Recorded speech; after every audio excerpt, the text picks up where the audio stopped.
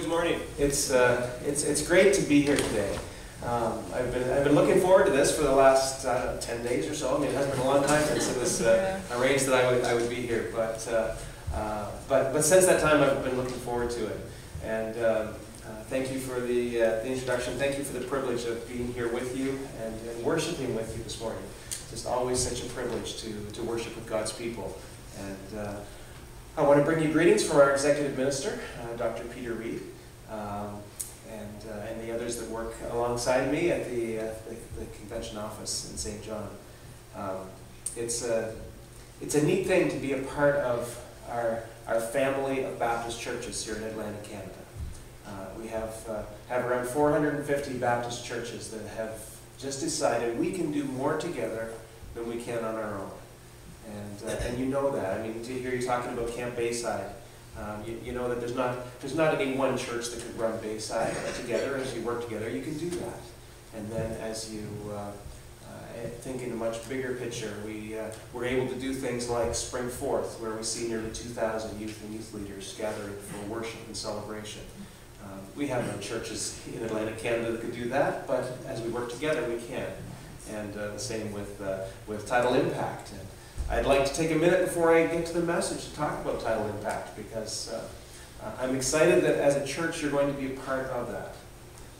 And I guess I'd like to sort of sketch out a little bit about what the event is like. And then I want to challenge each one of you to consider your role in that event. Tidal Impact at its very core is a partnership between churches. It's about churches that partner together in ministry. And so all across the greater Halifax area and all up through the Annapolis Valley, we have churches like yours that are host churches. And that means that you've agreed to welcome a team of youth and youth leaders into your midst to partner with you for a week. And what those teams are doing, let me tell you, it varies drastically.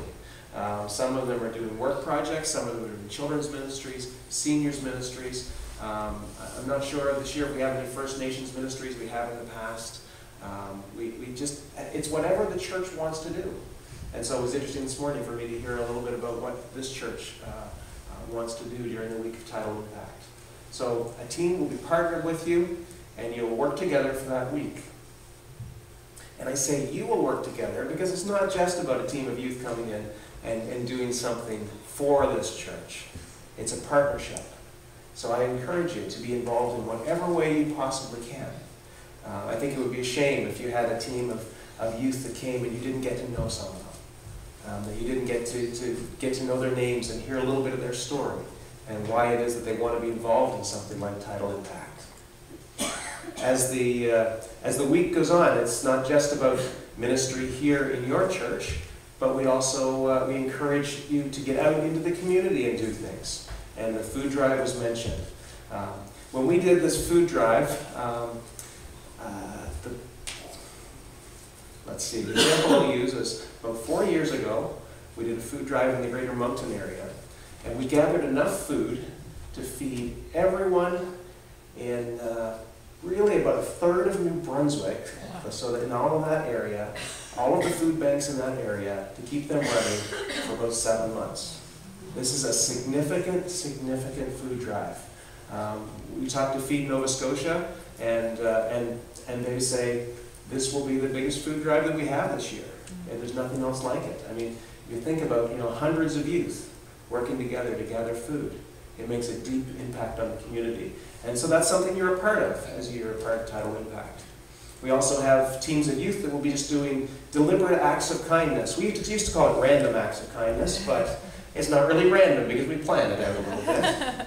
And they'll be just going out into the community and saying, what can we do to just be nice to people in the name of Jesus Christ? And that's a very special thing. A lot of the evenings, the youth will gather together for times of worship and celebration.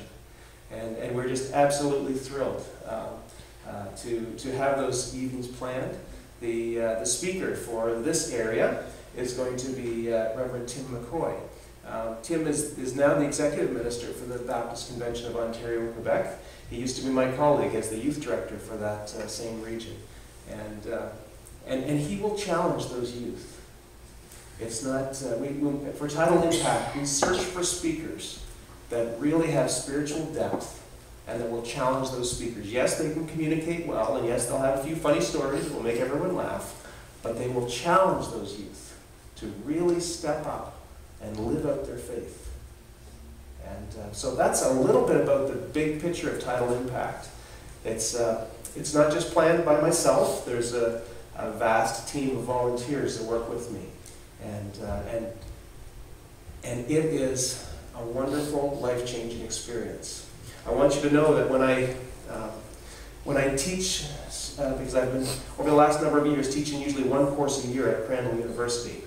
And as I teach there, one of the questions I always ask the students is, what is the one thing that you would point to in your life that brought you to the point where you are now in your faith?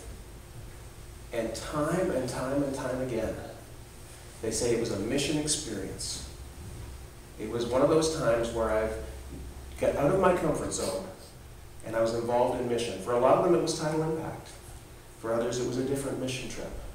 And by the way, the second thing they always say, camp. Those two things. They have a deep and profound impact on the lives of youth. A massive study was just done in this past year across Canada of young adults. And the questions were asked around why these young adults either stayed in the church or left the church. And for those that stayed, they said those same two things. It was about mission experiences where I stepped out and served Christ. And it was about those times at camp where I really encountered Jesus Christ. So I want to give you that background, and then I want to go to the next step, which is just say, you need to be involved in this.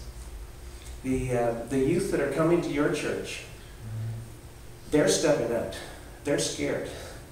This is a big step for them. From what I understand, most of them haven't done anything like this before. And they need your encouragement. They need your prayers. And they need your partnership. So I would encourage you to mark those dates on your calendar. And if you're possibly able, just free up some days so that you can work alongside them in what they do. Certainly you can help by providing some meals. Those students are going to need a place to sleep. Maybe you've got a spare bed in your home. So I just challenge you to really think and pray about how you can get involved. And when Helena comes after you, there's only one answer that you have, okay? There's one answer. I would love to do that. Okay, everybody practice with me. 1, 2, 3. I would love to do that. Oh, wow. You got it. You got it. What are the dates? The dates are, I'm so bad with dates. The dates are August, 3rd to 10th. Thank you. Yeah.